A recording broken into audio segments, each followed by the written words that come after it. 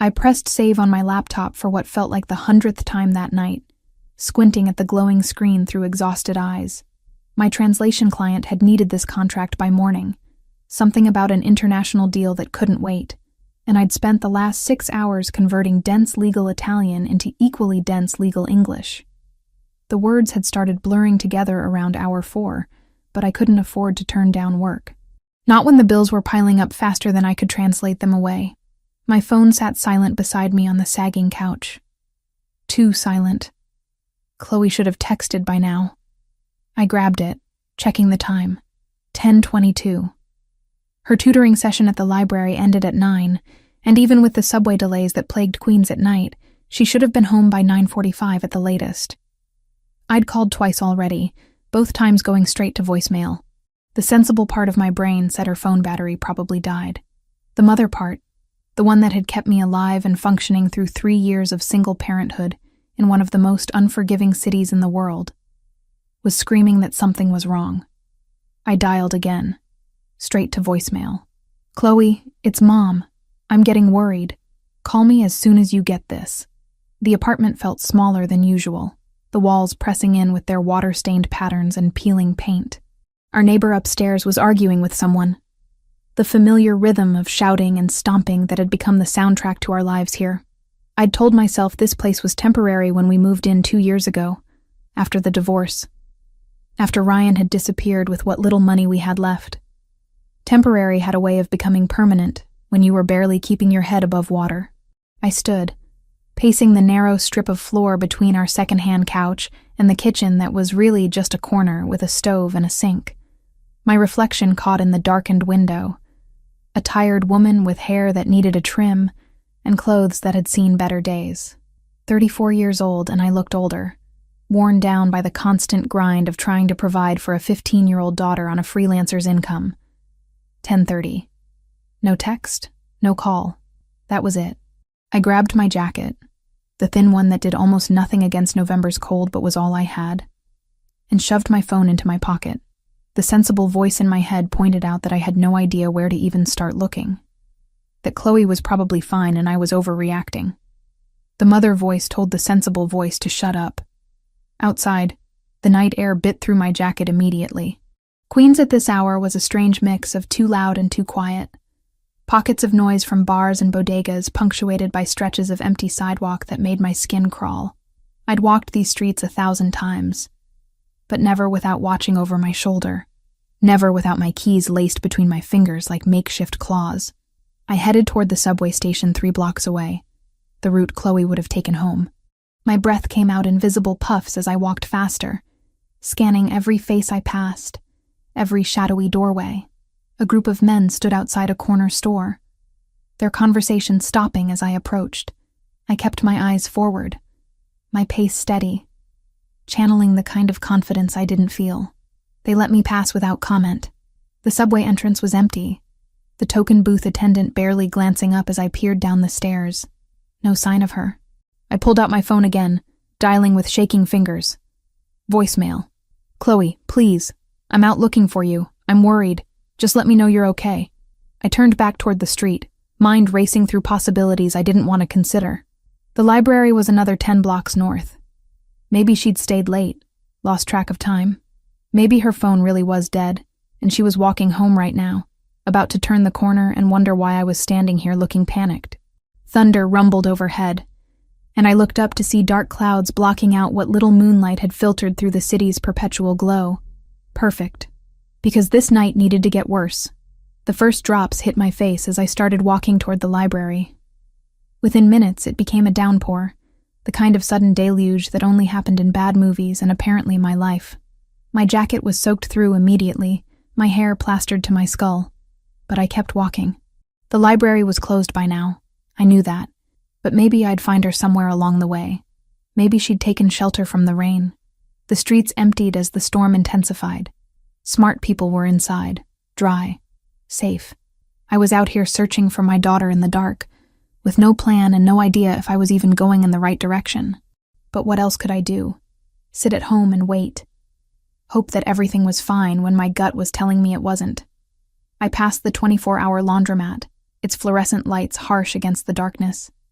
A few people sat inside, staring at their phones or watching their clothes tumble. None of them were Chloe. The pizza place next door was closing up, the owner pulling down the metal gate. He didn't look at me as I passed. My phone buzzed and I nearly dropped it in my haste to check. Unknown number. I answered anyway.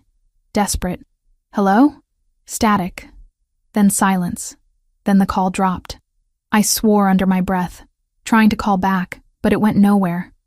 Probably a wrong number, but my heart was pounding so hard I could feel it in my throat. 6 blocks from home now. Heading into a part of Queens I usually avoided after dark.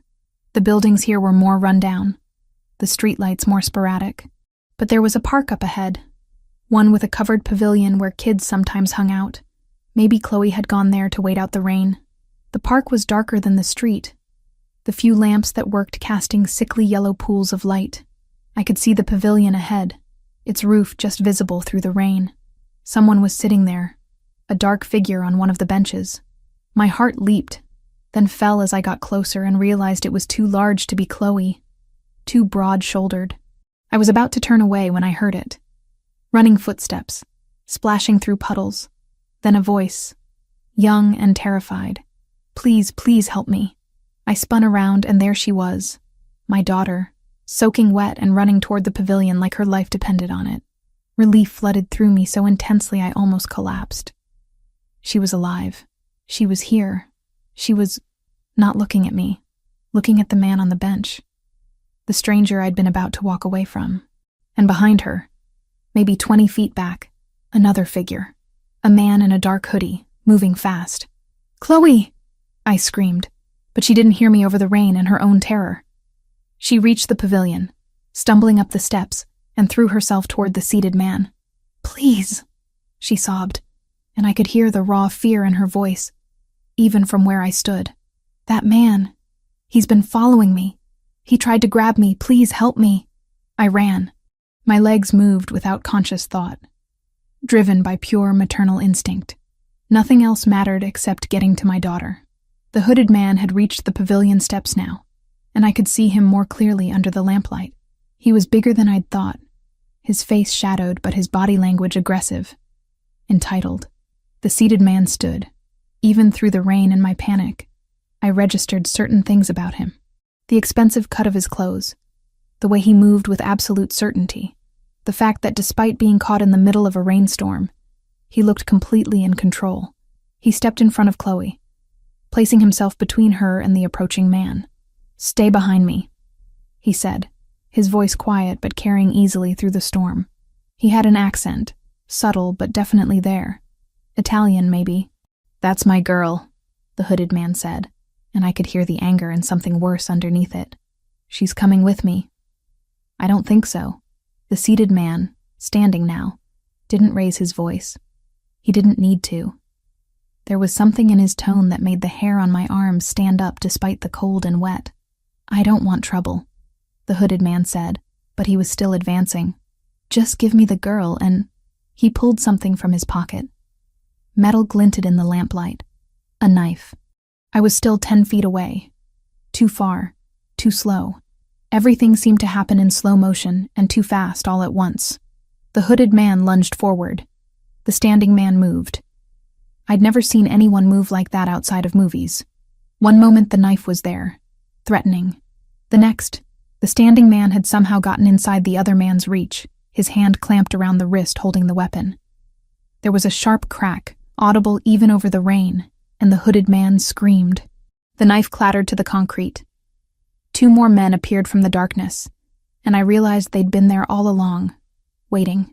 They wore dark suits that were somehow still crisp despite the rain, and they moved with the same predatory grace as the first man. They grabbed the hooded man, who was cradling his wrist and moaning. "Take him somewhere quiet," the first man said. "Have a conversation about appropriate behavior." "Please," the hooded man whimpered. "I didn't mean...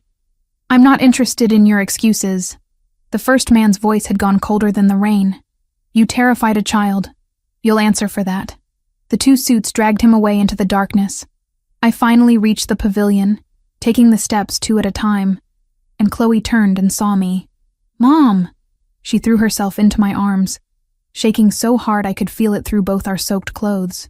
"Mom, I'm so sorry. I'm so sorry. My phone died, and then that man. He started following me from the subway, and I didn't know what to do, and—" "Shh. It's okay. You're okay now."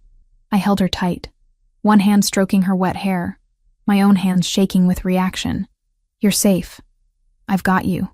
Over her head, I met the eyes of the man who'd saved her. Up close, I could see him more clearly. Dark hair, expensively styled despite the rain.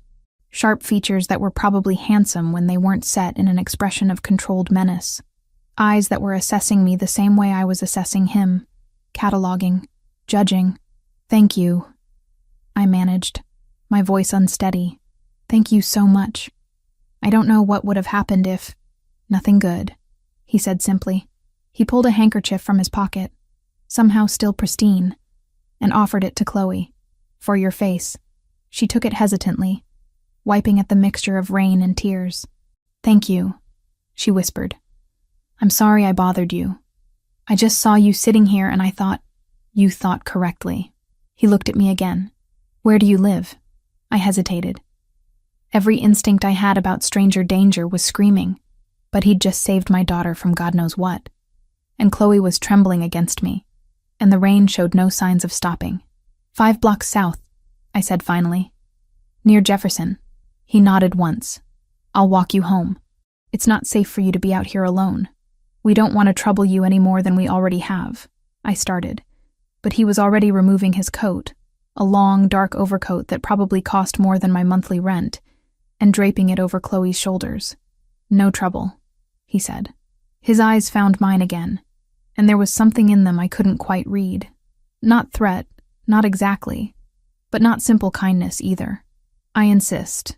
Chloe pulled the coat tighter around herself, and I could see her starting to cry again, this time with relief. I wasn't in a position to argue. "Thank you," I said again, feeling inadequate. What words covered this? What could I possibly say to express my gratitude for him saving my daughter from whatever that man had intended? We started walking, him falling into step beside us as I kept one arm around Chloe. She pressed against my side, still shaking. The rain had let up slightly to a steady drizzle, and in the relative quiet, I could hear our footsteps echoing off the wet pavement. "What's your name?" he asked, looking at Chloe. "Chloe," she said softly. "Chloe Turner. It's good to meet you, Chloe Turner, even under these circumstances. I'm Gabriel Marino." He glanced at me. "And you?" "Jessica. Jessica Turner." I tried to read him, this man who'd appeared from nowhere and handled a knife-wielding attacker like it was nothing. "I can't thank you enough for what you did." "You already have." We turned a corner, heading back toward my street. "Tell me, Chloe, why were you out so late?" "Tutoring," she said, her voice still small. "At the library. I'm behind in math, and there's a free program on Thursday nights. My phone died and I didn't realize what time it was until they were closing up." "Long walk from the library to here," Gabriel observed. "I got off at the wrong subway stop," Chloe admitted. "I was distracted and missed my usual one. And then when I came up, that man was there. He kept following me, saying things. I tried to walk faster, but he kept getting closer. And then he tried to grab my arm, and I just ran. My grip on her tightened. The thought of what could have happened made me feel sick. "You did the right thing," Gabriel said. "Running, finding help. Smart girl." We walked in silence for another block. I snuck glances at him, trying to figure out who this man was. The expensive clothes, the way those other men had appeared when needed, the casual violence with which he'd disarmed the attacker. None of it screamed ordinary businessmen. But he'd been sitting alone in a park in a rainstorm, and he'd helped my daughter without hesitation. "Here," I said as we reached my building. The word came out more bitter than I intended. It was a dump, no way around it. Cracked facade, one window on the second floor covered with cardboard, graffiti on the door that the landlord never bothered to clean. I saw Gabriel take it all in with those sharp eyes. We climbed the 3 steps to the entrance, and I fumbled for my keys. Chloe was still wrapped in his coat, and she looked so small and young in it, the fabric pooling around her feet. "Thank you." I said one more time as I got the door open. Really, I don't know how to repay. No repayment necessary. He reached into his pocket and produced a card, small and white. But take this. If you need anything, if there's any trouble, call that number. I took it hesitantly. It had a phone number and nothing else. No name, no business, just digits. I don't understand.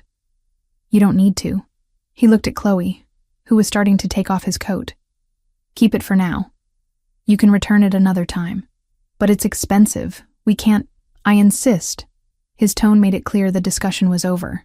He looked at me one more time, and again I had that feeling of being catalogued, assessed. What he was looking for, I had no idea. Lock your door. Check your windows. This neighborhood isn't safe. I know, I said quietly, as if I needed the reminder. He nodded once more, then turned and walked back into the rain without another word. Chloe and I stood there watching him disappear into the darkness, and I realized my hands were shaking again. Come on, I said, guiding her inside. Let's get you dry. Our apartment felt different when we stepped inside. Smaller somehow. I helped Chloe out of her wet clothes and into dry ones. Made her hot tea even though it was probably too late for caffeine. Didn't care. She sat on the couch wrapped in blankets. Gabriel Marino's expensive coat draped carefully over the back of a chair. I'm sorry, Mom, she said again. I should have charged my phone. I should have been more careful. None of this is your fault. I sat beside her, pulling her against me. That man, he's the one who did wrong, not you. But if I hadn't gotten off at the wrong stop, then he would have followed some other girl. I kissed the top of her head. You were smart, Chloe. You found help. You kept yourself safe until I could get there. Who do you think he was? She asked. Gabriel, I mean. He seemed dangerous, I finished. Yeah, I noticed that too. But he helped me. He did. I looked at the card sitting on our coffee table, white and innocuous. He definitely did. We sat there for a long time, listening to the rain and the neighbors arguing upstairs and all the familiar sounds of our small, shabby life. But something had changed tonight. I couldn't quite name what it was, but I could feel it. A shift in the world around us. Gabriel Marino had entered our lives for just a few minutes, had saved my daughter, had looked at me with those assessing eyes, and he'd given me his number, just in case. I picked up the card again, running my thumb over the raised digits.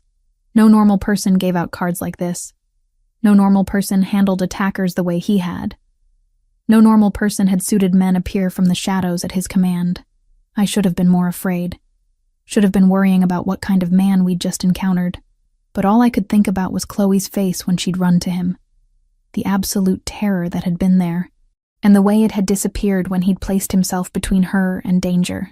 Whatever Gabriel Marino was, whoever he was, he'd protected my daughter when she needed it most. For now, that was what mattered. I tucked the card into my wallet, behind my driver's license where it wouldn't get lost. Just in case, I told myself. Just in case we needed help again. I had no idea how soon that would be. Friday morning arrived with weak sunlight filtering through our water-stained windows, the kind of pale November light that promised nothing good. I'd slept maybe 3 hours, kept jerking awake, convinced I heard Chloe screaming, only to find her curled up in her bed across our shared bedroom. Gabriel Marino's expensive coat folded carefully on the chair beside her like a talisman. I made coffee with hands that still shook slightly when I thought too hard about last night. The cheap instant kind that tasted like battery acid, but had enough caffeine to get me functional. My laptop sat open on the kitchen counter where I'd left it. The completed translation still pulled up on screen. I'd hit send at 6 this morning, 2 hours past the deadline, but apparently my client was understanding when I explained there'd been a family emergency. Chloe emerged around 9, moving slowly. Dark circles under eyes that were still red-rimmed. She didn't say anything, just came and pressed herself against my side while I wrapped my arms around her and tried not to think about what might have happened if Gabriel Marino hadn't been sitting on that bench. I'm staying home from school today, I told her. It wasn't a question. She nodded against my shoulder. I don't think I can go anyway. We spent the morning in a kind of suspended animation, both of us pretending to do normal things while actually just existing in the same space, taking comfort from proximity. I tried to work on another translation but couldn't focus. The words swam on the screen, meaningless. Finally, I gave up and opened a new browser tab. Gabriel Marino, I typed. The results were surprisingly mundane. Marino Imports, a company specializing in Italian wines and olive oils, with a professional website showing warehouses and shipping manifests. Marino Properties, a real estate holding company with several buildings listed in Manhattan. A few society page mentions, charity galas, nothing remarkable. On the surface, he looked exactly like what he'd claimed, a legitimate businessman with Italian connections. But I'd seen the way those men appeared from nowhere at his command.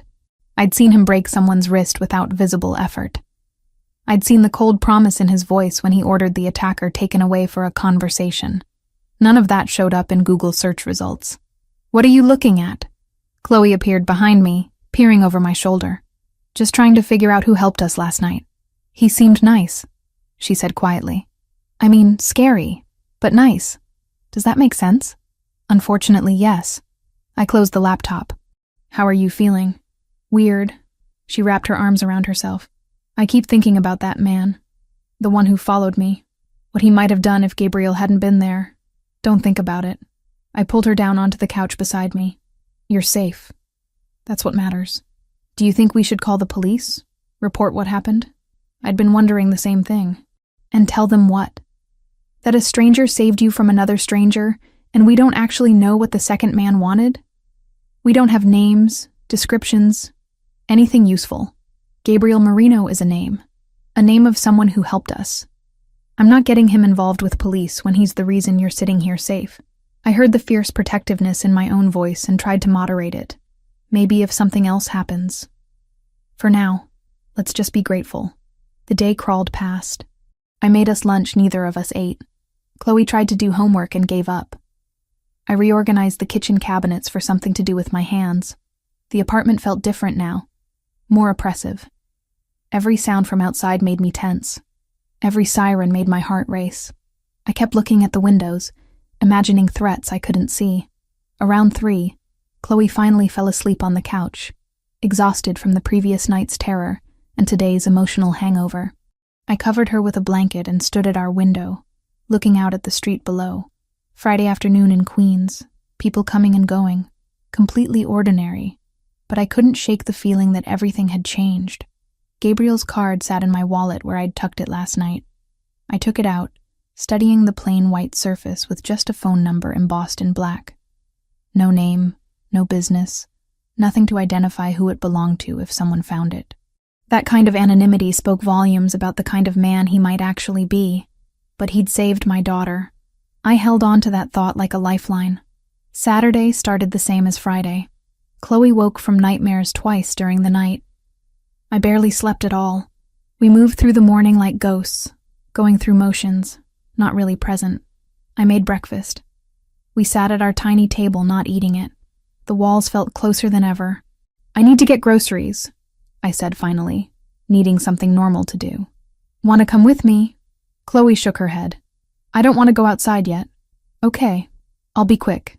30 minutes, tops." I grabbed my jacket, my wallet, the reusable shopping bags I'd bought years ago in a fit of environmental consciousness. "Lock the door behind me. Don't open it for anyone." "Mom, I'm not 5. I know. But humor your paranoid mother anyway." The corner grocery store was 4 blocks away, a cramped place with narrow aisles and prices that were too high, but saved me the subway ride to somewhere cheaper. I moved through it mechanically, grabbing bread, milk, eggs, pasta, the staples we lived on. My mind wasn't on shopping. It kept replaying Thursday night over and over, seeing Chloe's terrified face, hearing her scream for help. I was in the checkout line when I heard it. Pop, pop, pop, pop. Rapid succession, unmistakable. Everyone in the store froze for a split second. That moment of denial where your brain insists it must be fireworks or a car backfiring or anything except what it actually is. Then someone screamed, and the spell broke. "Everybody down!" The cashier dropped behind the counter. I dove for the floor, my shopping bags scattering. More shots, closer now, and the sound of squealing tires. People were yelling, crying, and I was scrambling for my phone because Chloe was home alone, and those shots sounded so close to our building. The shooting stopped as suddenly as it started. For a moment there was just shocked silence. Then the sound of car engines accelerating away and more screaming. I stayed low, my phone clutched in my hand, trying to call Chloe with shaking fingers. She answered on the first ring. "Mom? Are you okay? Are you safe?" "What's happening?" I heard gunshots and something hit the window and... "Stay away from the windows." I was already moving, crawling toward the store entrance. "Get in the bathroom, lock the door, stay low. I'm coming home right now." "Mom, I'm scared." "I know, baby, I know. I'm 2 minutes away. Stay in the bathroom." I ran. Didn't think about the groceries I'd dropped. Didn't think about whoever might still be out there with guns. Just ran. My lungs burning, my legs pumping, while my mind supplied increasingly horrific images of what I might find when I got home. Our building looked intact from outside, but I could see the shattered window on the second floor, glass glittering on the sidewalk below. Not our floor, thank God, but close enough. I took the stairs 3 at a time, fumbled with my keys, burst through our door. "Chloe!" "Bathroom." Her voice was high and thin with fear. I found her curled in the bathtub, exactly where I'd told her to be, her arms wrapped around her knees. But when I came through the door, I saw what she'd been talking about. Our tiny bathroom window, the frosted glass one that faced the street, had a neat round hole punched through it. A bullet hole. Oh my God. I reached for her, pulling her out of the tub and into my arms. "Are you hurt? Did any glass hit you?" "No. I was already in here when it happened." "Mom, what's going on?" "I don't know. But I did know. In that sick, certain way, you know things you don't want to be true. This neighborhood had always been rough around the edges. But this was different. This was the kind of violence that didn't care about collateral damage, about mothers and daughters just trying to survive." We stood there holding each other while sirens wailed closer, and I made a decision. Pride was a luxury I couldn't afford anymore. Safety mattered more than my dignity. Gabriel's card was in my pocket. My hands were shaking so badly it took me 3 tries to pull it out. "What are you doing?" Chloe asked. "Getting us help." I dialed before I could second-guess myself. He answered on the first ring. Yes. One word, calm and unsurprised, like he'd been waiting for exactly this call. "Mr. Marino, this is Jessica Turner. We met, I remember. What's wrong?" His directness cut through my panic. "There was a shooting, on our street. A bullet came through our window. My voice cracked. "I don't know what to do." "Where are you now?" "Home. In the bathroom with my daughter." "Are either of you injured?" "No." "Good. Stay there. I'll be there in 15 minutes. The line went dead. I stared at my phone, not sure whether I should feel relieved or terrified. I'd just called a man I didn't know, who might be involved in God knows what, and invited him back into our lives. But what choice did I have? The police would file a report, tell us we were lucky, and leave. They couldn't protect us. They couldn't make this stop. "Is he coming?" Chloe asked. "He's coming." We waited in that bathroom, sitting on the closed toilet lid because there wasn't room for both of us anywhere else, and listened to the sounds of the building coming alive with panic. Neighbors in the hallway, talking loudly, scared. Someone was crying. Mrs. Liu from next door was shouting at someone on the phone in rapid Cantonese. The world had gone insane, and all we could do was wait. Gabriel Marino arrived in 13 minutes. I knew because I was watching the clock, counting every second. His knock was firm, but not aggressive, and when I opened the door, he was standing there in different clothes than Thursday night, but with the same aura of controlled authority. This time he had 3 men with him, all wearing dark suits and the kind of alertness that spoke of professional security. "Jessica." He stepped inside, his eyes doing a rapid assessment of the space. "Show me where the bullet came through." I led him to the bathroom. He examined the window in silence, then looked at the trajectory, his expression growing progressively darker. One of his men was already on the phone, speaking in low tones. Another was checking the rest of our apartment, looking at sightlines and angles. "Sit down." Gabriel said, and his voice had gone very calm in a way that made my skin prickle. Both of you. We sat on our sagging couch. He pulled over the folding chair from our kitchen table, the one that wobbled, and sat facing us. His men had moved to positions by the door and window, watching, waiting. This wasn't random, he said without preamble. This was a territorial dispute between the Sinaloa cartel and a local gang trying to expand into their distribution area. They'd been building to confrontation for weeks. Today was the opening move. How do you know that? The question came out before I could stop it. His eyes met mine, and there was no pretense in them. Because I know who controls what in this city. And I know when those controls are being challenged. He paused. This neighborhood is going to get worse before it gets better. Much worse. Probably within the next few days. Chloe's hand found mine, gripping tight. What do we do? You leave. He said it simply, like it was the only logical option. You can't stay here. It's not safe. We can't afford to just move, I said, and hated how defeated I sounded. I work 16-hour days as a freelance translator and I can barely make rent here. I have maybe $300 in savings on a good month. My ex-husband disappeared 3 years ago without paying a cent of child support. I don't have family who can help. Moving isn't an option. What if it was? Gabriel leaned forward slightly. What if there was a way for you to have safe housing and keep your independence? I didn't trust the hope that flickered in my chest. I'm listening. I own properties throughout Manhattan. Commercial buildings mostly, but several have residential units for employees and business associates. I have a vacant apartment in West Village. 2 bedrooms, secure building, good neighborhood. You could live there. I already told you I can't afford. You'd work for it. He cut me off. Not rudely. Just matter of fact. My import companies deal with Italian suppliers. Wine, olive oil, specialty foods, textiles. I need translators for contracts, correspondence, documentation. You speak Italian? Fluently. I studied it in college, and I've been translating Italian to English for 8 years. Then you have a job. Legitimate work for legitimate pay. $3,000 a month plus the apartment. He watched my face carefully. It's not charity. I actually need the work done. My current translator is retiring and I was going to have to hire someone anyway. $3,000 a month.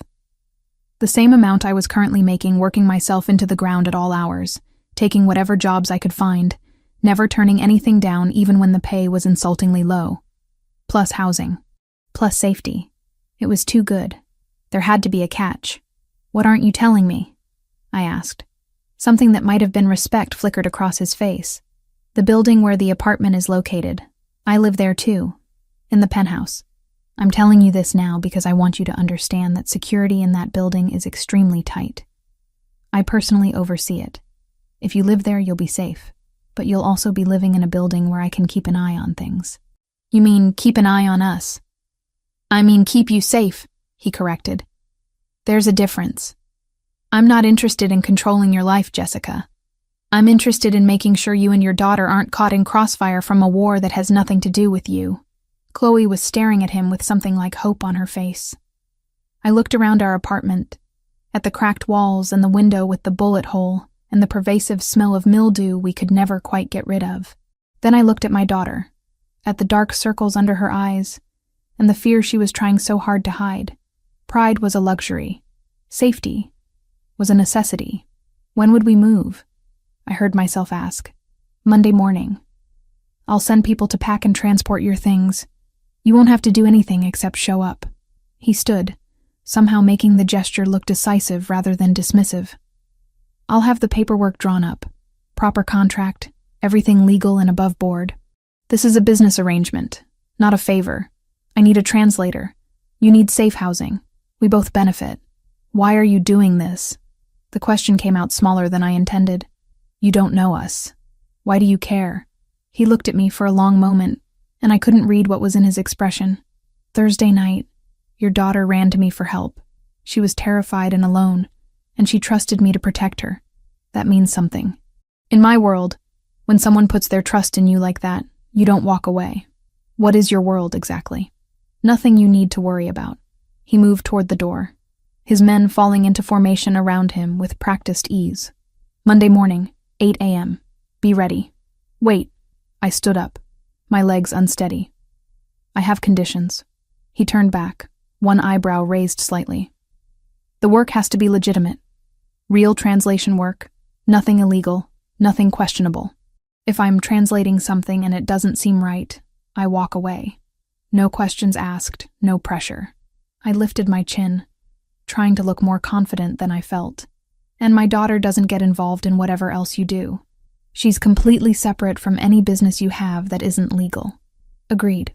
He didn't even hesitate. Anything else? That apartment, we're really just employees using company housing? This isn't some kind of arrangement where you expect... I couldn't finish the sentence with Chloe standing right there, but he understood. I expect you to translate documents and live in a safe place. His voice had gone cold. Nothing more. I'm not that kind of man, Jessica. I believed him. I didn't know why, but I did. Then yes, we'll move Monday. He nodded once, then looked at Chloe. You'll like the neighborhood. Good schools nearby, safe streets. You can walk around without looking over your shoulder. Thank you, Chloe said softly, for everything. You're welcome. He was halfway through the door when he paused. Pack what matters to you. The furniture here isn't worth moving. The new place is furnished. Then he was gone, his men following like shadows, and I was left standing in our bullet-damaged apartment wondering what exactly I'd just agreed to. Chloe threw her arms around me. We're really leaving? We're really leaving. I held her tight, trying to ignore the voice in my head asking what I'd just gotten us into. Monday morning. We start over. Do you trust him? She asked against my shoulder. I thought about Gabriel Marino sitting calmly in a rainstorm, about the way he'd moved to protect my daughter without hesitation, about the coldness in his voice when he promised the man who'd frightened her would answer for it. I thought about his eyes when he looked at our shabby apartment, the way he'd offered help without making it feel like pity.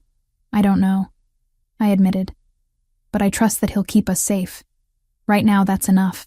We spent the rest of Saturday sorting through our belongings, deciding what to keep and what to leave behind. Not that we had much.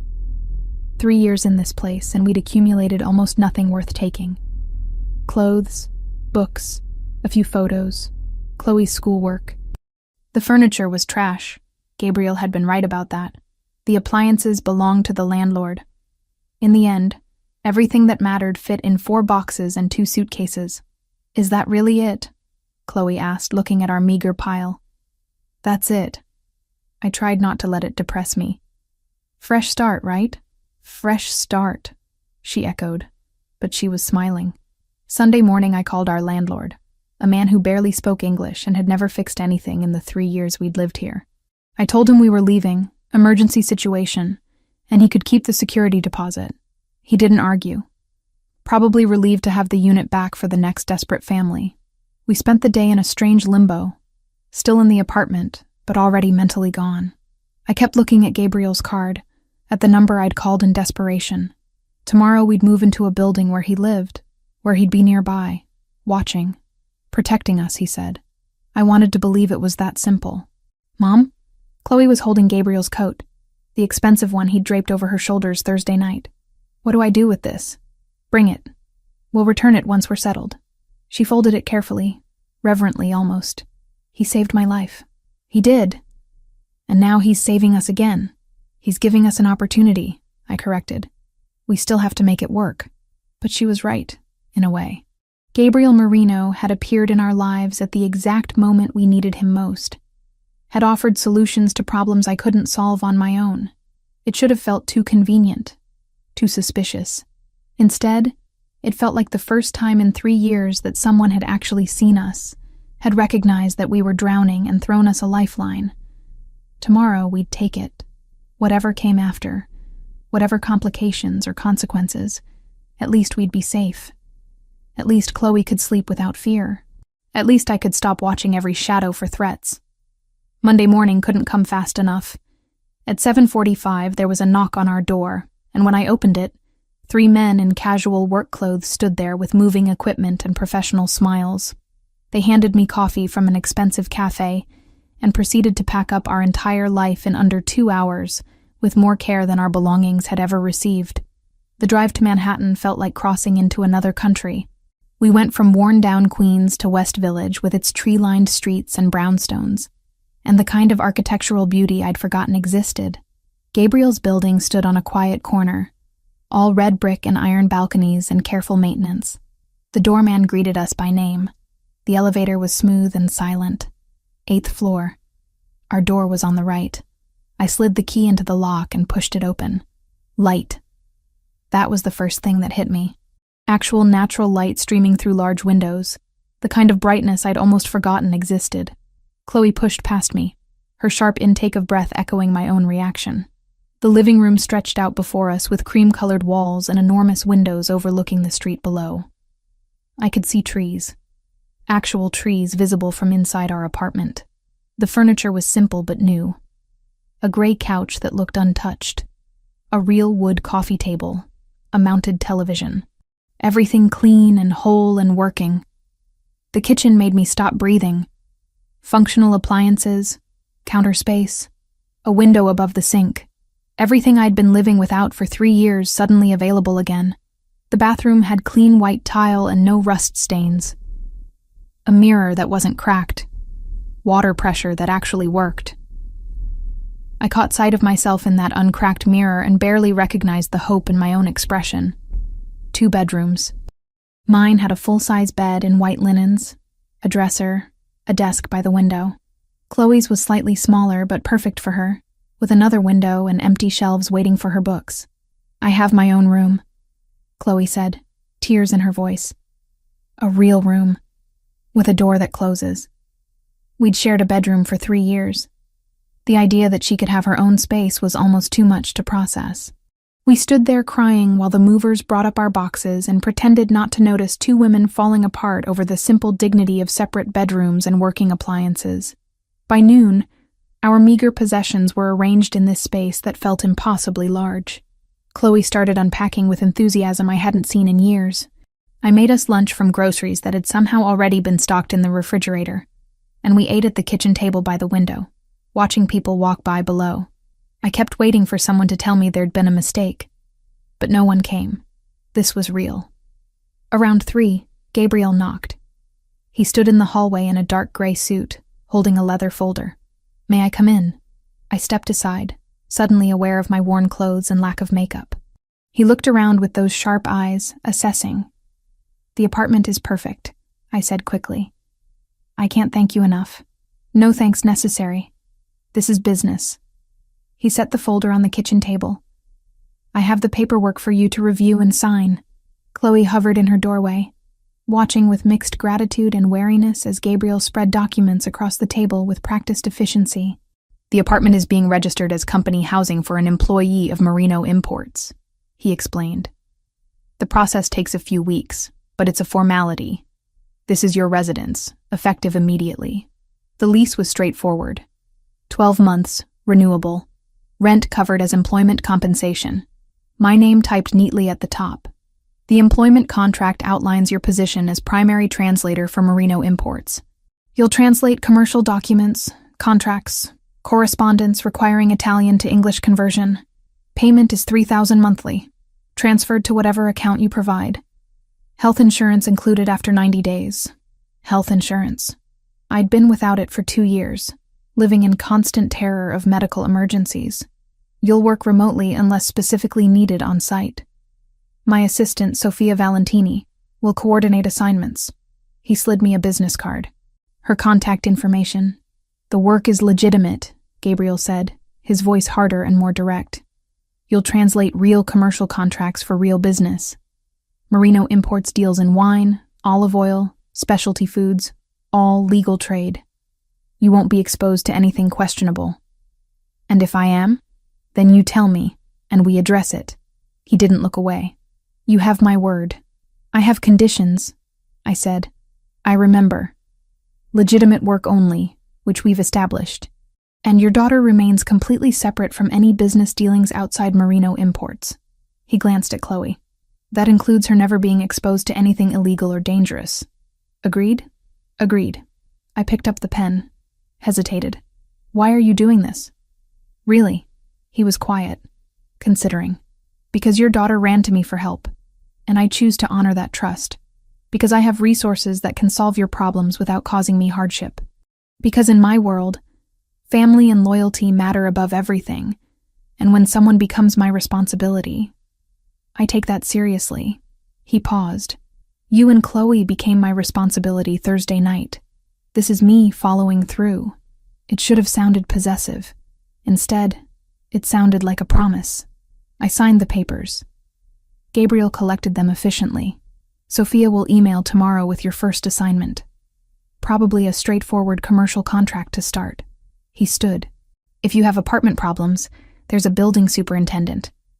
But you can also call me directly. I have your number. Yes. He looked at Chloe. There's a good school 3 blocks north, PS 261. I had Sophia start the transfer paperwork.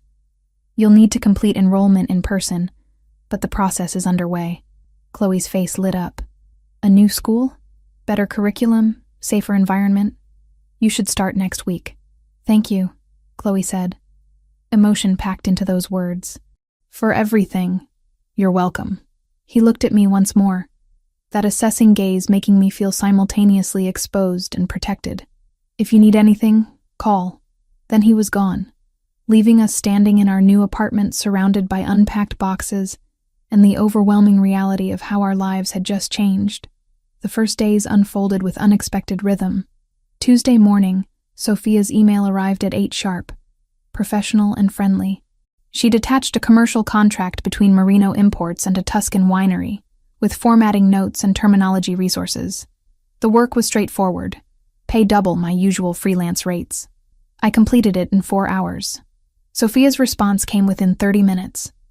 Perfectly done, payment processing end of week. Wednesday, I took Chloe to PS 261. The school was clean, well-maintained, with actual resources. She'd start Monday. Thursday brought another translation for a Sicilian olive oil supplier. Sophia included cheerful notes and reference materials. I was starting to like her efficiency and friendliness. Friday afternoon, Gabriel appeared briefly. Just checking maintenance issues, he said. Wanted to ensure we were settling in. The conversation lasted maybe 5 minutes, professional and distant. But I noticed how his eyes lingered on our living room where we'd made the space feel lived in. You're adapting well, he'd said, before leaving. Saturday morning, he appeared again checking the heating system. He tested radiators, asked about hot water. I followed him around, assuring everything was perfect. You don't have to be nervous, Jessica, he'd said with something like amusement. If something isn't working, I need to know. Everything is working. Better than anything I've had in years. Good. He'd moved toward the door, paused. How's Chloe handling the transition? Excited about school. Nervous, but excited. That almost smile appeared. First day jitters. Normal. 2 visits in 1 week felt like a lot for a landlord. Or maybe I was reading too much into it. By Friday night, a week after moving in, I was starting to believe this might be sustainable. The work was steady. Chloe was happy. The apartment felt more like home every day. I went down to check mail around 8 and found Gabriel in the small common area off the lobby. He was carrying cloth shopping bags from an upscale market, looking surprised to see me. Jessica. Evening. Evening. I clutched my mail. Just getting mail. I just got food. He glanced at his bags. There's a market 3 blocks over that imports actual Italian products. Real Parmigiano Reggiano, proper cured meats, bread from a bakery that knows what it's doing. You cook? The question escaped before I could filter it. When I have time. My mother was from Napoli. She taught me that good food is not negotiable, even in America.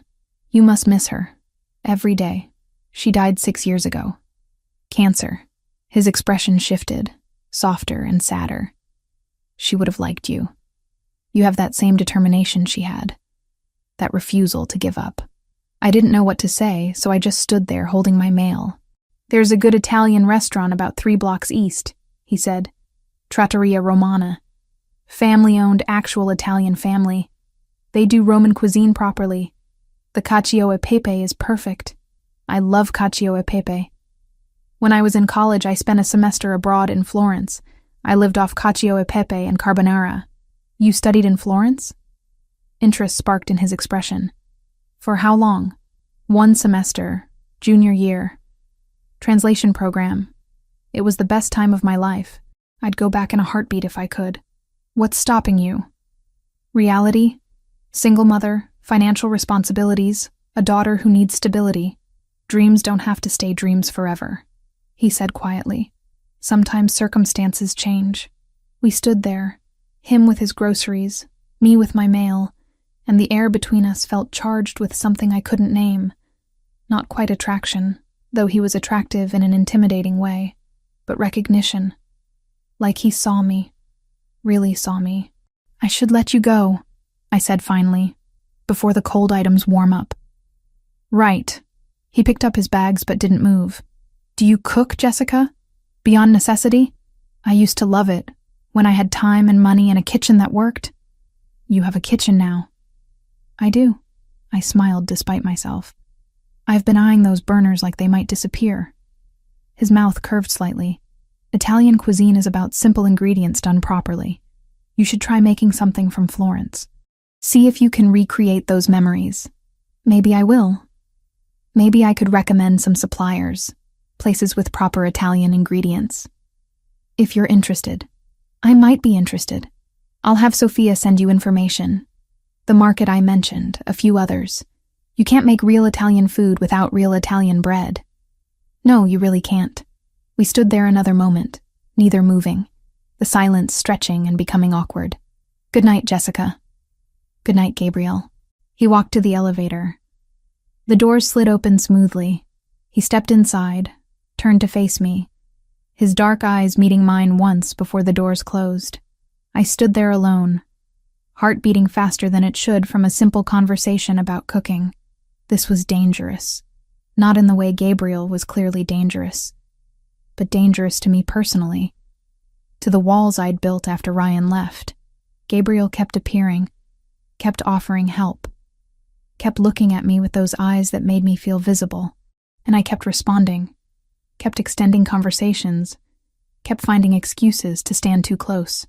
This was going to be complicated. I could feel that certainty settling into my bones, and just like Thursday night, I had no idea what to do about it except ride it out and hope we all survived intact. 2 weeks after moving in, I woke up realizing I'd stopped checking the windows for threats. That shift felt monumental. Chloe had started at PS 261 and came home daily with stories about teachers who actually taught, and a friend named Maya she'd made. My work had fallen into steady rhythm. Sophia sent assignments 3 or 4 times a week, always with cheerful notes. The money hit my account like clockwork. For the first time in 3 years, I had enough. But Gabriel had started appearing more frequently, and I suspected the building didn't require as much maintenance as he claimed. Tuesday, he checked a perfectly functioning radiator. Wednesday, water pressure. Thursday, window seals. Each visit lasted 10 or 15 minutes, always professional, always with legitimate-sounding reasons. But I caught how his eyes lingered when he thought I wasn't looking, how he seemed to relax when he stepped into our apartment. Friday night, Chloe cornered me while I made dinner. She'd been quieter all week, watching me with that knowing teenage expression. Mom, can I ask you something? Always. I kept stirring pasta, hoping this wouldn't be uncomfortable. Does Gabriel like you? My hand stilled. He's my employer, Chloe. He's making sure we're settling in. That's not what I asked. She had her arms crossed. I asked if he likes you. Likes you. That's not... It's complicated. I turned to face her. Why are you asking? Because he looks at you differently than other people look at you. Like he's actually seeing you, not just looking past you. And you look at him the same way. I do not... I started. But she raised an eyebrow. It doesn't matter. Even if there was something there, which I'm not saying there is, it would be inappropriate. He's my employer. There's a massive power imbalance. But you think he's attractive. Chloe, it's okay if you do, Mom. I just want to know if you're thinking about it. Because I think he's thinking about it too. I sank into a chair, exhausted by pretending. I don't know what I think. He's attractive, yes. He's been kind to us. But I don't really know him.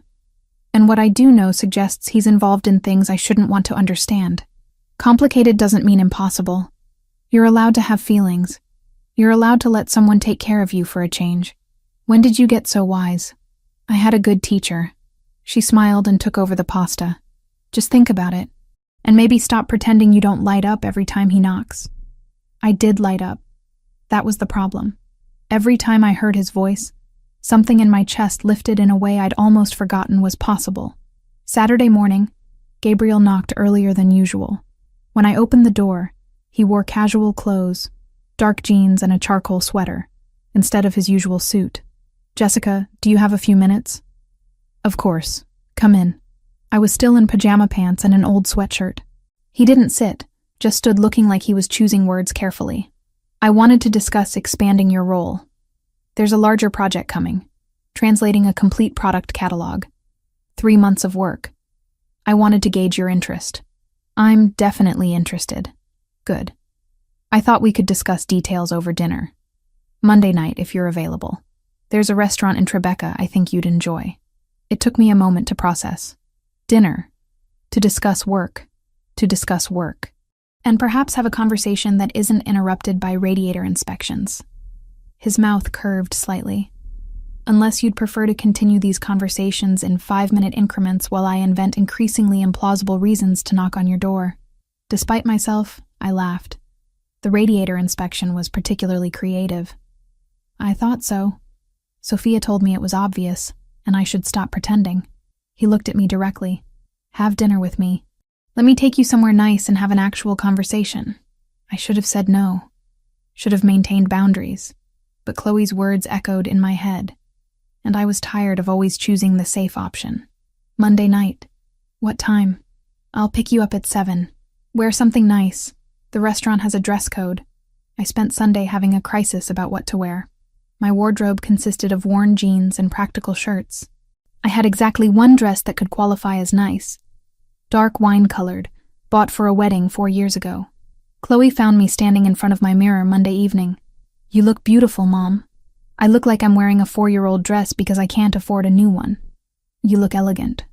But wear the black boots, the ones with the small heel." She was right. The boots added an edge that made the dress feel intentional. I left my hair down, added minimal makeup, tried not to feel like an imposter. Gabriel knocked at exactly 7 in a dark blue suit that fit perfectly. "You look beautiful," he said quietly. "You clean up pretty well yourself." I grabbed my coat and turned to Chloe, pretending not to watch. "I have my phone. Call if you need anything." "Have fun, Mom." She was grinning. The restaurant was intimate lighting, white tablecloths, choreographed waiters. Gabriel knew the host by name. We were led to a corner table offering privacy and a view. He ordered wine in flawless Italian, conversed with our waiter, seemed completely at ease in a way that highlighted how out of my depth I felt. "Relax," he said once we were alone. "It's just dinner." "It's really not though, is it? This is you taking me somewhere expensive and impressive. Both. I do want to discuss the catalog project, but I also wanted an excuse to take you somewhere that isn't your kitchen." "Why? You barely know me, Gabriel." "You're not just anything.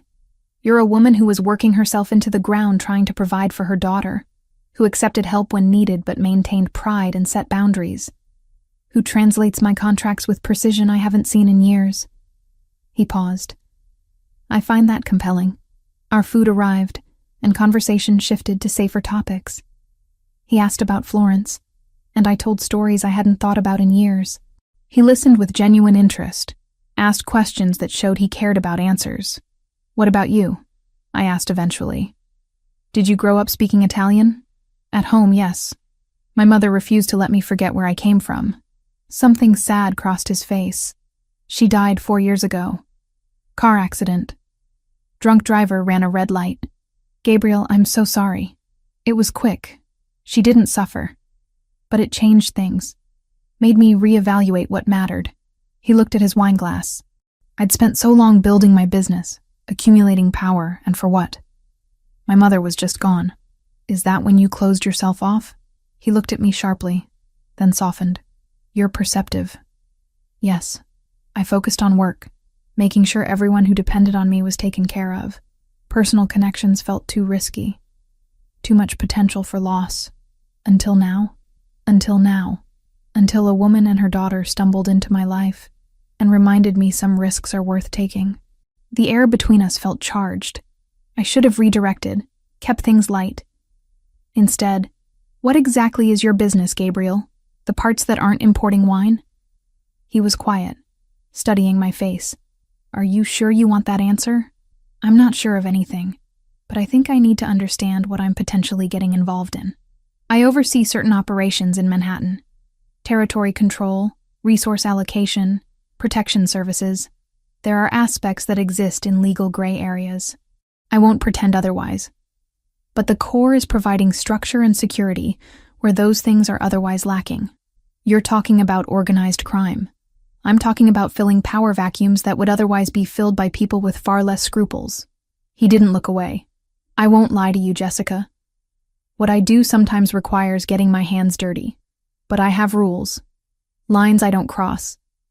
And the legitimate parts, merino imports, the properties, those are real.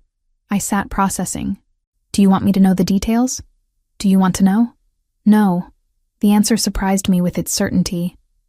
I don't think I do. I can see what's in front of me. A man who saved my daughter, who gave us safe housing and legitimate work. A man who's been respectful and kind even though he has power to be otherwise. That's what I choose to focus on. The rest is your world. Not mine. Not Chloe's. As long as that line stays clear, I can live with not knowing everything. Relief crossed his features. You're remarkably pragmatic. I'm remarkably desperate to keep my daughter safe and fed. Pragmatism is just what that looks like. I think you're stronger than you give yourself credit for. He reached across the table, fingers hovering near mine without touching. I think you see the world clearly, and I think that's why I can't stop finding excuses to knock on your door. My heart was beating so hard I could feel it in my throat. Gabriel, we should go before I say something that makes this even more complicated. We walked back in silence, the November air cold enough to see our breath. We walked close enough that our arms occasionally brushed. At the building entrance, he paused. The streetlights cast shadows across his face. Thank you for tonight, I said. For dinner, for the conversation, for being honest. Thank you for listening, for not running when I told you the truth. I'm tired of running. I've been running for 3 years. Maybe it's time to stop and see what happens when I stand still. He reached out slowly, his thumb brushing my cheekbone. Make a wish, he said softly, holding his thumb where I could see a tiny eyelash. I closed my eyes and wished for something I couldn't articulate. Safety, stability, courage. When I opened them, he was closer, his face inches from mine, and the world narrowed to this moment. I could have closed the distance, could have risen on my toes and kissed him. Every cell in my body screamed to do exactly that. Instead, I stepped back, my hand coming up between us. I can't. Not yet. This is too much. Too fast. I understand. He dropped his hand immediately, stepping back. I'm not going anywhere, Jessica. Take whatever time you need. You're being very patient. I'm being selfish. I want you comfortable, not compliant. I want you to choose this because you want it. His eyes held mine. So take your time. I'll be here when you're ready. And if I'm never ready, then we'll stay exactly as we are. And I'll be grateful you're in my life in whatever capacity you'll allow. He opened the building door. Good night, Jessica. Good night, Gabriel. Upstairs, Chloe was still awake, pretending to read. She took one look at my face and grinned. So, how was dinner? Complicated, I said, sinking beside her. Really, really complicated. But good. I thought about Gabriel's thumb on my cheek, the weight of everything unsaid, the way he'd stepped back without hesitation when I'd asked for space. Yeah, it was good. The week after our dinner passed in a strange suspended tension. Gabriel kept his word about giving me space, but I could feel his presence in the building like a magnetic pull. He didn't show up with maintenance excuses anymore. Instead, I'd catch glimpses of him in the lobby, coming or going, and we'd exchange careful hellos that felt weighted with everything we weren't saying. My work expanded during that time. Sophia emailed midweek with a proposal to take on correspondence with European business partners, in addition to the contract translations. The pay increased to $4,000 monthly, and for the first time in longer than I could remember, I had actual financial breathing room. Not wealth, but the kind of security where I could buy Chloe new clothes without calculating whether we'd make rent, where I could replace our worn towels, where the constant low-grade panic about money finally started to ease. Chloe noticed the change in me. "You seem lighter, Mom," she said one evening while we cooked dinner together in our functional kitchen with its working burners and adequate counter space. "Like you're not carrying as much weight." "I feel lighter," I admitted. "Having enough makes a bigger difference than I remembered." "Is it just the money?" She was giving me that knowing teenage look again, the one that suggested she saw through my careful deflections. "Mostly the money."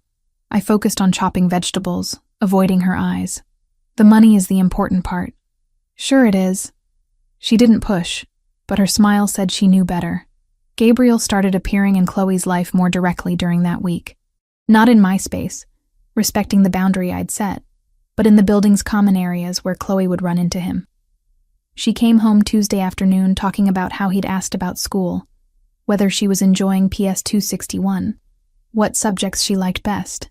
Wednesday, he'd apparently brought her a book about architecture, telling her he'd noticed her sketching buildings in a notebook she'd left in the lobby. By Friday, Chloe was completely charmed. "He asked about my college plans," she told me, eyes bright with the kind of excitement I hadn't seen directed at an adult male figure in years. "Real questions, Mom, not the fake interested kind. He wanted to know what kind of architecture I liked, whether I'd thought about which programs might be good fits. He said he has connections at Columbia if I wanted an informational interview with someone in their architecture department." I watched her unpack her backpack.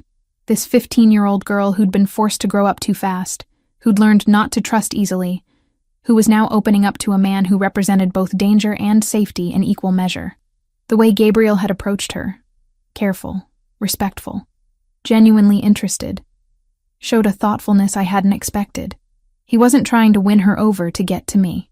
He was treating her like a person who mattered in her own right. "What do you think of him?" I asked.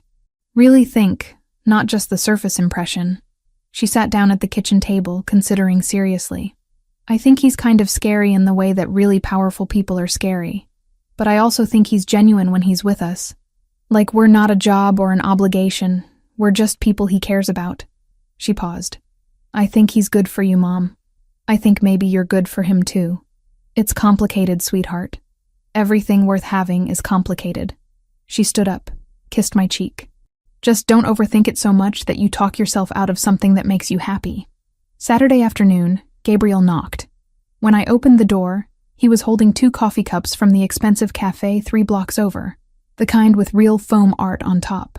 "Peace offering," he said, "for being pushy at dinner, and for giving you space when maybe conversation would have been better. You weren't pushy, you were honest." I took the coffee he offered, stepped aside to let him in, and the space was good. I needed to think. "Did you reach any conclusions?" He stayed near the door, not assuming welcome beyond the threshold. "Some. Still working on others." I gestured to the couch. "Stay. Chloe's at Maya's house for the afternoon. We could actually talk without radiator inspections." His smile was small but genuine. "I'd like that." We sat on opposite ends of the couch, coffee between us like a buffer, and for the first few minutes we just made small talk. The weather, the building, the neighborhood. Safe topics that didn't require vulnerability, but eventually the conversation found its way to deeper water. "Tell me about Florence," he said. "Really tell me, not just the highlights. What did you love about it?" So I told him. About walking the Ponte Vecchio at sunrise when the tourists were still asleep. About spending hours in the Uffizi getting lost in Renaissance paintings, seeing the brushstrokes up close, and understanding how Botticelli built his compositions layer by layer. About the food, yes, but more than that, about the philosophy of food. The way Italians treated meals as sacred time, as family ritual, as art form. About feeling for the first time like I was exactly where I was supposed to be, doing exactly what I was meant to do. "Why didn't you stay?" he asked. "After the semester, why come back?" Reality. Student visa expired, money ran out, and I had people expecting me back home. Plus, I was young and practical and convinced I needed a stable career. I laughed without humor. Look how that worked out. You have a stable career now. Thanks to you. Thanks to your skills, he corrected. I just provided the opportunity. You're the one doing work that's good enough that my European partners specifically requested you handle their correspondence. Sophia told me they've been impressed with your translations. That shouldn't have meant as much as it did. But hearing that my work was actually valued, that it wasn't just charity or obligation, made something warm unfurl in my chest. We talked for hours, trading stories and observations. He told me about his mother teaching him to appreciate art, about childhood trips to museums where she'd make him sketch the paintings they saw, training his eye for composition and color, about how she'd dreamed of him being an architect or an artist, something creative, and how disappointed she'd been when he chose business instead. Would you have done it differently? I asked. If you could go back, would you choose the path she wanted? No. His answer was immediate and certain. What I do, the business I run, it matters. It provides structure and security for hundreds of people who depend on me. It's not beautiful, but it's necessary, and I'm good at it. You can be good at multiple things. So can you. He shifted slightly closer. That master's degree you mentioned, in literary translation. Have you looked into programs? Gabriel, that's not realistic. Even with the increased pay, I have Chloe to support. Rent. I stopped, realizing. I don't pay rent. The apartment is part of compensation. Exactly. Your housing is covered, your income is stable, and Chloe's doing well in school. What's stopping you from at least researching programs, seeing what's possible? Fear, probably. Fear that I'll want it too much. Fear that I've waited too long and I'm not good enough anymore. Fear that you might actually get something you want. His hand found mine on the couch cushion between us. Jessica, you're allowed to want things for yourself. You're allowed to pursue dreams that don't directly relate to survival. We sat there, his hand warm over mine, and something shifted between us. The careful distance we'd been maintaining felt suddenly unnecessary. Would you like to have dinner again? I asked. Here, I mean. I could cook. Something Italian. Show you whether I actually learned anything in Florence. I would like that very much. His thumb traced small circles on the back of my hand. When? Next Friday? Chloe will be here, so nothing. I struggled for words that wouldn't make this awkward. I understand. Dinner with both of you. I'd enjoy that. The following week passed quickly. I researched master's programs in literary translation, telling myself I was just looking, not seriously considering. The application deadlines were months away. I had time to decide. But having the possibility, just knowing it existed as an option, changed something in how I saw my future. Friday arrived and I cooked. Real cooking. The kind I hadn't done in years. I made cacio e pepe from scratch, the way my host mother in Florence had taught me, with good imported pecorino that Gabriel had somehow arranged to be delivered. The kitchen filled with the smell of toasting pepper and melting cheese, and for a few hours I felt like the person I'd been at 21, before life had gotten complicated. Gabriel arrived exactly on time with wine and fresh bread. Chloe set the table with a formality that made me want to laugh and cry simultaneously. She was trying so hard to make this nice. Dinner was easy, comfortable, full of conversation and laughter. Gabriel asked Chloe about her architecture interests and actually listened to her answers, asked follow-up questions that showed he'd remembered previous conversations. He treated her with respect and genuine interest, and I fell a little more watching him do it. After dinner, Chloe excused herself to her room to work on homework that we all knew was probably just giving us privacy. Gabriel helped me clean up, and we moved naturally into the living room with wine, sitting closer on the couch than we had the previous week. Thank you for tonight, he said, for letting me be part of this. Your family, your home, it means more than you probably realize. What do you want from this, Gabriel? The question came out more direct than I'd intended. From me? From us? From whatever this is becoming? He set down his wine glass, turned to face me fully. I want a relationship with you. Real, not transactional. I want to know what makes you laugh, what you dream about, how you take your coffee. I want to be someone you trust, someone you choose to let in. He paused. I want to deserve the way you look at me when you think I'm not paying attention. How do I look at you? Like I'm someone worth hoping for. The space between us disappeared. I don't know who moved first, but suddenly we were kissing, his hands in my hair, mine clutching his shoulders. It was slow and exploratory, months of tension finally finding release. He tasted like the wine we'd been drinking and something darker, more complex. When we finally broke apart, both breathing hard, his forehead rested against mine. I should probably go, he said, though he didn't move. Probably, but I didn't want him to. Chloe's here, and I don't want to. I know, you're right. I forced myself to pull back, to put necessary space between us. But stay a little longer? We could just sit, talk. Normal things. Normal sounds perfect. He stayed until nearly midnight, and we just talked and kissed and existed in that perfect bubble where everything felt possible. When he finally left, walking the short distance to the elevator that would take him to his penthouse, I stood in my doorway, watching him go and feeling something like hope take root in my chest. We fell into a pattern over the next 3 weeks. Gabriel would come for dinner 2 or 3 times a week.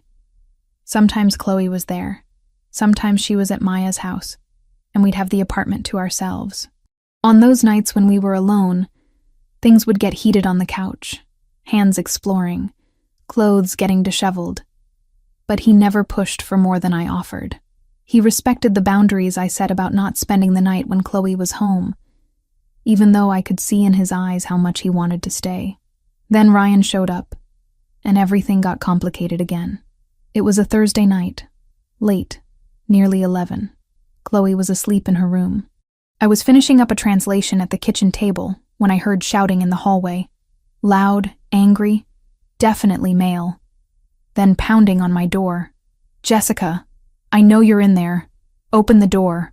Ryan's voice. I froze, my blood going cold.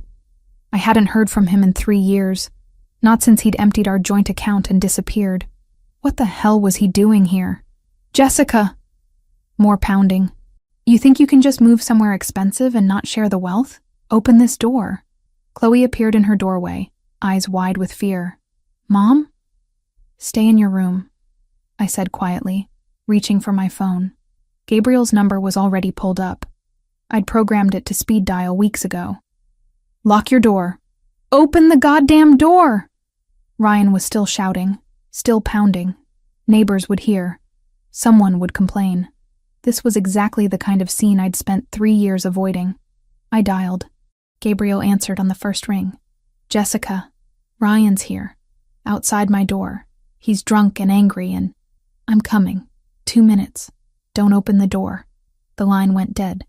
I stood there clutching my phone, listening to Ryan continue his drunken tirade about money and rich boyfriends and how I owed him for the years of marriage. Then I heard the elevator ding, heard Gabriel's voice, cold and controlled in a way that made the hair on my arms stand up. You need to leave. Now. Who the hell are you?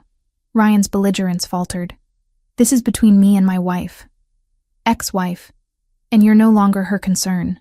Gabriel's voice got quieter, which somehow made it more threatening. You have 2 choices. Take the money I'm about to offer you and disappear permanently. Or refuse. And I handle this differently. I cracked my door open just enough to see. Gabriel stood between Ryan and my apartment.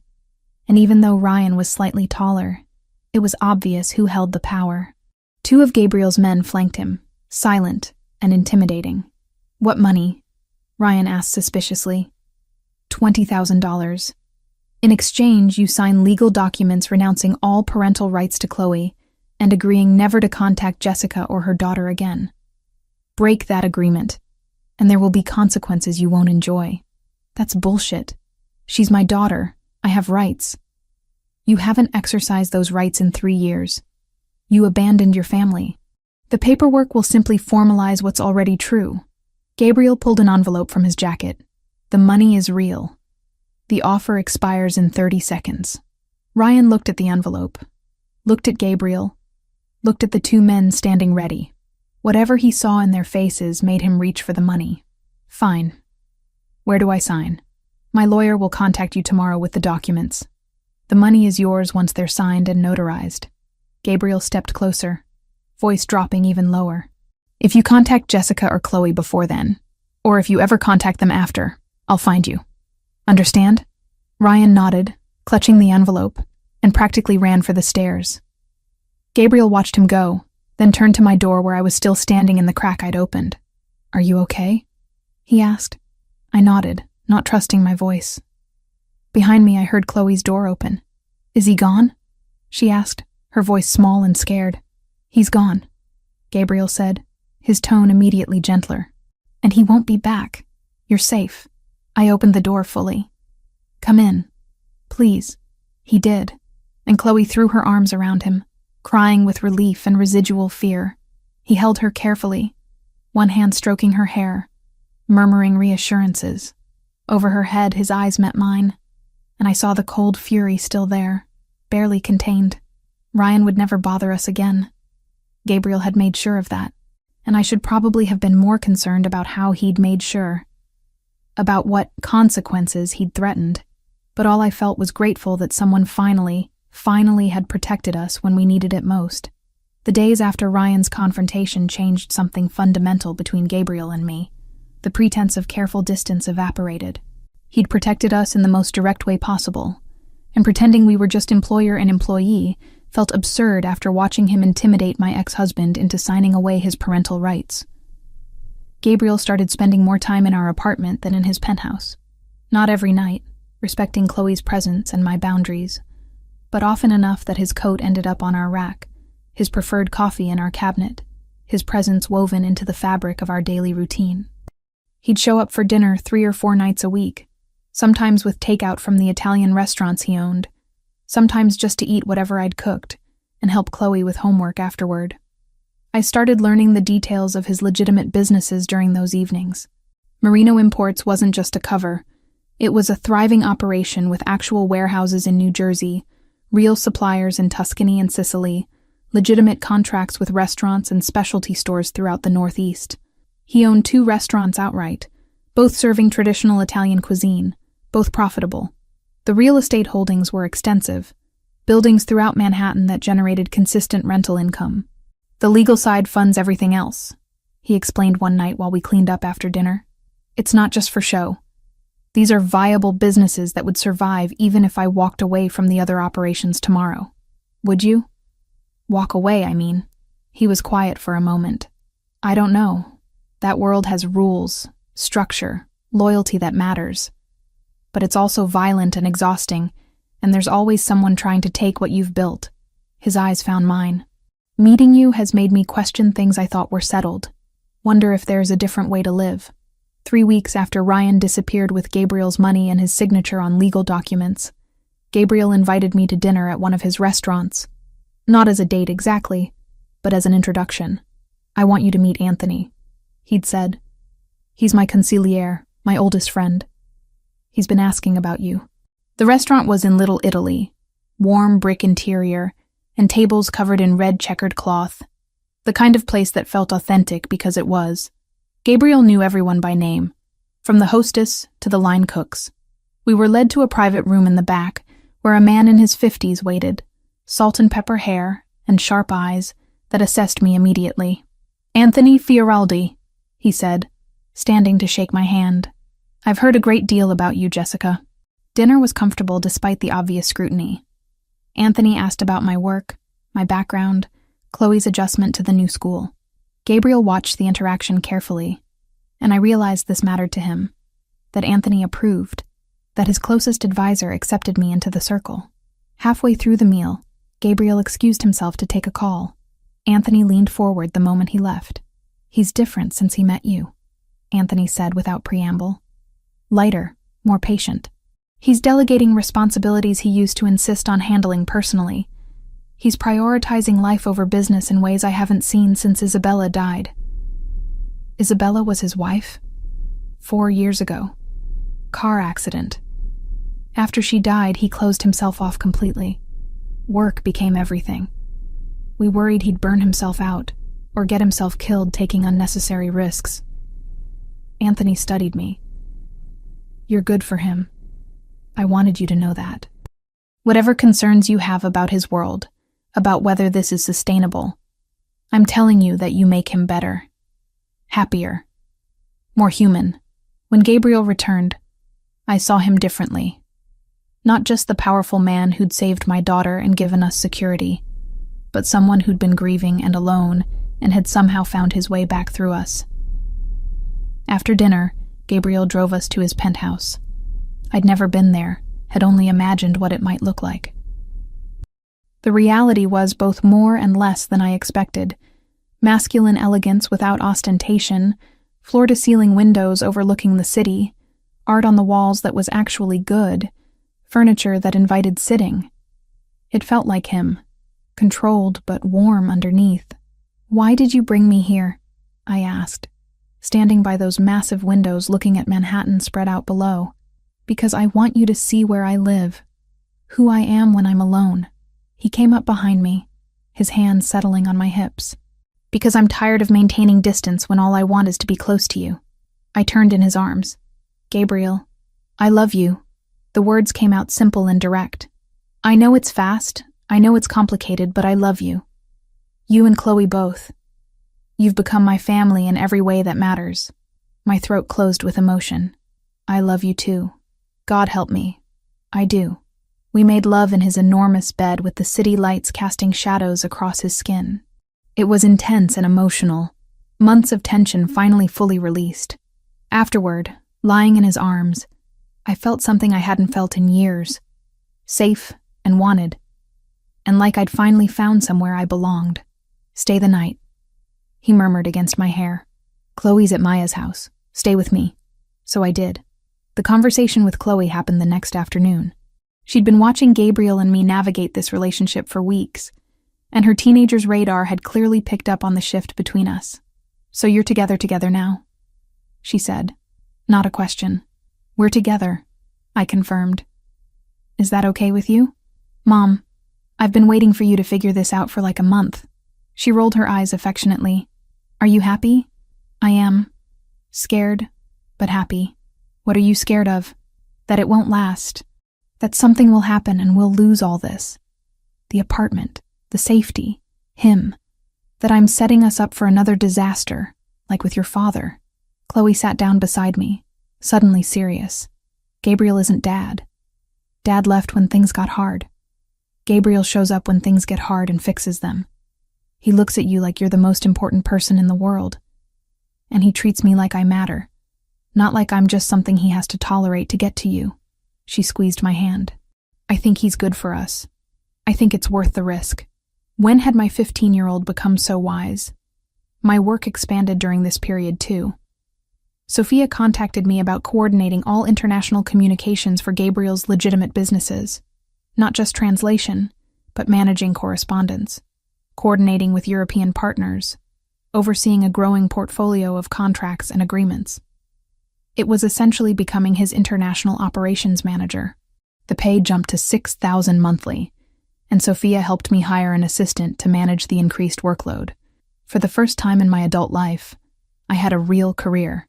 Not just survival jobs strung together, but actual professional growth, responsibilities that mattered, income that allowed security, and even some luxury.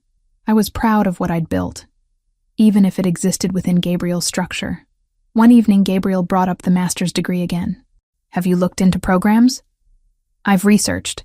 Columbia has an excellent literary translation program. Applications open in January for fall admission.